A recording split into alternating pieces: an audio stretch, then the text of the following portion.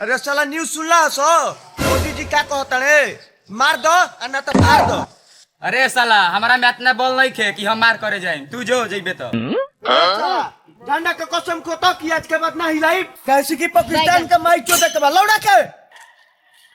अरे भैया हमारा इतना बोले छका नहीं खे। अरे भाइयों जाना रे एगो बनैले बनी बो जो ना में बहुत बताओ जब ऐसा बात बा भैया तो पाकिस्तान वाले गाड़ी में डालम भैया जब तो होने के ये भाई इच्छा तो हम मंगाई पाकिस्तान वालों से भी का कहला इच्छा और के गाड़ो देवे का करी इच्छा जाना तारा सब भैया मोदी जी एगो और काम कइले बा सिंधु नदी के पानी बंद कर देले बा जब पाकिस्तान वाला होगा तारा सब तो होने के गाड़ो धोए के पानी नहीं थे।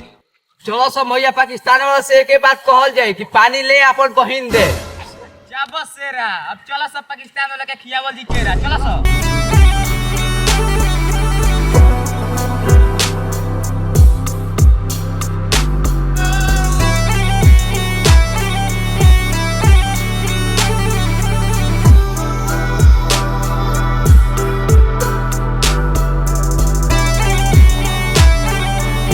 हे अल्लाह ये पानी हमको मिल जाती तो हमारी जिंदगी लान नहीं चाहती।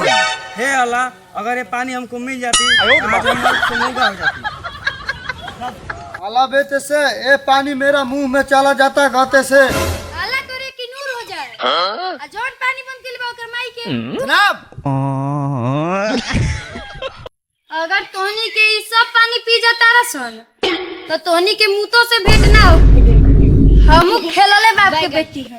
अरे साला तोन के हमारे बात सुनो जरा अबे हमारा लागल बा मैदान आ जोन पानी बचे बनू एकरा के तोन के कह दो हमारा के दान अब त हम गाड़ी में चुरजी पर आ देखो इस साला हमने के गाला एक तो निकाल के कुछ टका हो दे जाके उन्हें पूछ लिए ढेला में तुम जाना तो सब भैया का ये सीता सब तेरी आ एकरे भी पानी मिली पवित्री हमारा और तकला ना नाती तो मुंहे में पिया दे पियावा आज तरिए जाई आ ना तो मरिए जाई।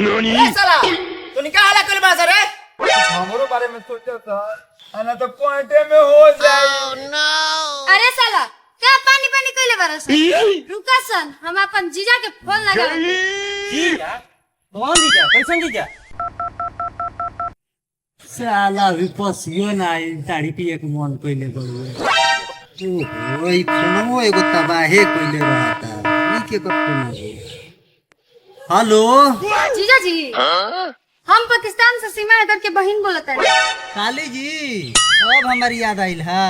ए जीजा जी खिसियाई मत ए जा पानी के कमी हो गइल बा तनी सी पानी लेके आज मिलो तो बहुत कृपा। ठीक बा हम तो पानी दे दे लेकिन हमारा कुछ चाहिए जीजा जी काले हम जवन तहरा भी बा उहे दे दी हो। ठीक बा तो पहले पानी लेके आई आ रवा जवन चाहिए हम दे देब। ठीक बा तो हम पानी लेके आवत तनी बॉर्डर पर तैयार रही हो। ठीक बा हम रखत हनी हो तो जा तनी कपड़ा चेंज करो एक बोतल ठंडा पानी ले आ साली जी के पियाई। का कहला हने नहीं खुश रहसन आवत त पानी हमने कहा हगली चलो सब बॉर्डर पे चलिए चलिए। जनाब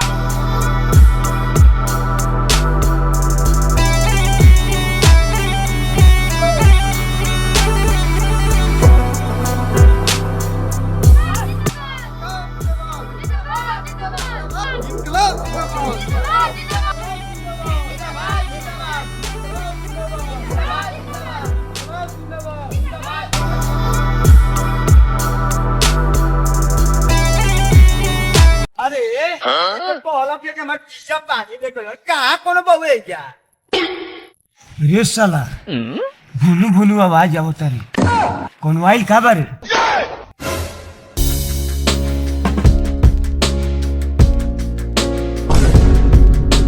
रे सरवा तू है ना कहां रे देखत नहीं खो हमर साली पाकिस्तान से फोन कइले भी ओकर खातिर बात के सरवा के संग करता रे साला देश के साथे गद्दारी नहीं करो हाय पाकिस्तान से हमर साली तेरे को पानी पिया के ना छोड़ल जी खा ठीक बात तो बोलाओ। अरे भैया बाप से माल आवतिया अरे ई माल हिया की मलाई तो लागत है कि हिया हमार लुगाई। जिंदाबाद जिंदाबाद जिंदाबाद इनकलाब जिंदाबाद जिंदाबाद जिंदाबाद। ओलो रे बैगन आजादी। तने घर तो बोतलवा हो साली जी। अरे साला पाकिस्तानी पहले जय श्री राम बोल। बढ़िया देती तो हम लोग पीती। साला साफा बकचूदर बाप से बकचूदर बेटा बा। बढ़िया देव तो देवे कार्य। और साली जी पियो पानी। थैंक यू जीजाजी। सो गाइस, अगर ये वीडियो अच्छा लगा हो तो लाइक, कमेंट, शेयर और सब्सक्राइब करना ना भूलें और साथ साथ बेल आइकन घंटी को जरूर दबाएं।